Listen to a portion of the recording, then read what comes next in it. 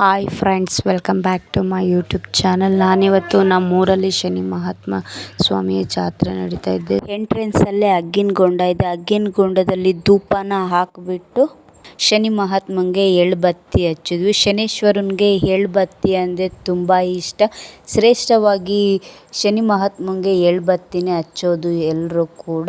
ಹಾಗಾಗಿ ನಾವು ಹಚ್ಬಿಟ್ಟು ದೇವಸ್ಥಾನದೊಳಗಡೆಗೆ ಎಂಟ್ರಿ ಆದ್ವಿ.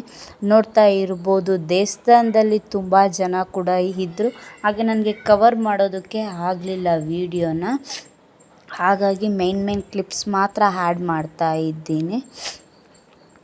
ಶನಿ ಮಹಾತ್ಮ ಸ್ವಾಮಿ ದೇವಸ್ಥಾನ ಅಂದರೆ ಎಲ್ಲೋದ್ರೂ ಕೂಡ ತುಂಬ ಪವರ್ಫುಲ್ ಆದಂಥ ದೇವರು ಈ ಶನಿ ಮಹಾತ್ಮ ಅನ್ನೋವಂಥ ದೇವರು. ನಾವು ಕೂಡ ದೇವಸ್ಥಾನದೊಳಗಡೆಗೆ ಬಂದು ಪೂಜೆ ಎಲ್ಲ ಮಾಡಿಸ್ಕೊಂಡು ಈ ರಥದಲ್ಲಿ ಇಡುವಂತಹ ವಿಗ್ರಹನ ಕೂಡ ಇಲ್ಲಿ ರೆಡಿ ಮಾಡಿಟ್ಟಿದ್ದಾರೆ. ಇಲ್ಲಿ ಶನೇಶ್ವರ ದೇವಸ್ಥಾನದ ಒಳಗಡೆಗೆ ವಿಘ್ನೇಶ್ವರನ ದೇವಸ್ಥಾನ ಕೂಡ ಇದೆ. ಅಂದರೆ ದೇವಸ್ಥಾನ ಅಂದರೆ ನಾರ್ಮಲ್ ಒಂದು ವಿಗ್ರಹನ ಇಟ್ಟಿದ್ದಾರೆ ಅಷ್ಟೇ. ಹಾಗೆ 16 ಕಳಸ ಇಟ್ಬಿಟ್ಟು ಕಳಸಕ್ಕೂ ಪೂಜೆ ಮಾಡ್ತಾರೆ. ಈ ಶನೇಶ್ವರನ ಜಾತ್ರೆ ಟೈಮಲ್ಲೇ ನಮ್ಮೂರಲ್ಲಿ ಎಲ್ಲ 16 ಕಳಸನ ಇಟ್ಬಿಟ್ಟು ಕಳಸಕ್ಕೂ ಪೂಜೆ ಮಾಡ್ತಾರೆ. ನೋಡ್ತಾ ಇರ್ಬೋದು ಯಾವ ಥರ ಜೋಡಿಸಿದ್ದಾರೆ ಕಳಸದ ಪೂಜೆಗೆ. ಹಾಗೆ ನನಗೆ ಇಲ್ಲಿ ನಮ್ಮ ಸಿಸ್ಟರ್ ಸಿಕ್ಕಿದ್ರು. ಅವರು ಕೂಡ ನಮ್ಮ ಬ್ಲಾಗ್ಗೆ ಹಾಯ್ ಮಾಡಿದ್ರು. ಇಲ್ಲಿ ಹೊರ್ಗಡೆ ಎಲ್ಲ ಎಳ್ಳುಬತ್ತಿ ದೀಪ ಅದೆಲ್ಲ ಮಾರ್ತಾ ಇದ್ದಾರೆ. ಹಾಗೆ ತೇರು ನೋಡ್ತಾ ಇರ್ಬೋದು ಯಾವ ಥರ ರೆಡಿ ಮಾಡ್ತಾ ಇದ್ದಾರೆ. ಇನ್ನೂ ಪೂರ್ತಿ ರೆಡಿ ಮಾಡಿಲ್ಲ, ಮಾಡ್ತಾ ಇರೋದನ್ನ ನಾನು ಕ್ಯಾಪ್ಚರ್ ಮಾಡಿಬಿಟ್ಟು ಹಾಕಿದ್ದೀನಿ ವಿಡಿಯೋ. ನೋಡಿ ಎಷ್ಟು ಜನ ಇದ್ದಾರೆ. ಮುಂದೆ ಎಲ್ಲ ಹೋದರೆ ಚಿಕ್ಕ ಮಕ್ಕಳು ಆಟ ಆಡೋಕ್ಕೆ ಗೇಮ್ಸ್ಗಳು, ಆಟ ಸಾಮಾನು ಪ್ರತಿಯೊಂದು ಇದೆ. ನಾಟಕ ಕೂಡ ಇದೆ. 2 ದಿವಸ ನಾಟಕ ಇದೆ ನಮ್ಮೂರಲ್ಲಿ. ಇವತ್ತೊಂದು ದಿವಸ ಇದೆ, ನಾಳೆ ಒಂದು ದಿವಸ ಇದೆ.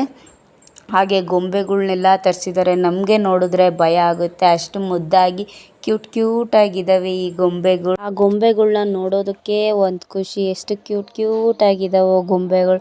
ಆದರೆ ಹತ್ರ ಬರ್ತಾ ಇದ್ದರೆ ನನಗಂತೂ ತುಂಬ ಭಯ ಆಗ್ತಾ ಇತ್ತು. ಹಾಗಾಗಿ ದೂರದಿಂದನೇ ನೋಡಿ ವಿಡಿಯೋನ ಕ್ಯಾಪ್ಚರ್ ಮಾಡಿಕೊಂಡೆ. ಮಕ್ಳುಗಳಂತೂ ಚಿಕ್ಕ ಮಕ್ಳುಗಳು ಹೆದರ್ಕಂಡೇ ಇರೋ ಥರ ನೋಡ್ತಾಯಿದ್ರು. ಅದೇನೋ ನನಗೆ ಗೊತ್ತಿಲ್ಲ, ಅಷ್ಟು ದೊಡ್ಡ ಗೊಂಬೆಗಳು ನೋಡಿದ್ರೆ ಭಯ ಆಗ್ತಾ ಇತ್ತು. ಆದರೂ ಒಂಥರ ಚೆನ್ನಾಗಿತ್ತು ನೋಡೋದಕ್ಕೆ. ತುಂಬ ಖುಷಿ ಇತ್ತು ಈ ಜಾತ್ರೆನ ಸೆಲೆಬ್ರೇಷನ್ ಮಾಡೋದಕ್ಕೆ.